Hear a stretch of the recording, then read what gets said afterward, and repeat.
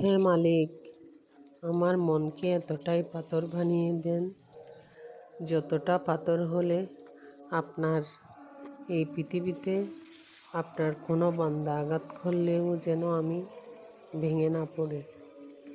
জীবন সহজ না, আর কারো জন্য থেমেও থাকে না। আপনি কাঁদলে দুনিয়া থামবে না, আপনি হাসলেও কেউ খেয়াল করবে না। মানুষ আপনার কষ্ট বুঝবে না যতক্ষণ না আপনি সফল হন। দরকার থাকলে সবাই পাশে, দরকার শেষে কেউ নাই। অতিরিক্ত বিশ্বাস মানুষকে দুর্বল বানায়, অতিরিক্ত ভালোবাসা মানুষকে সস্তা বানায়।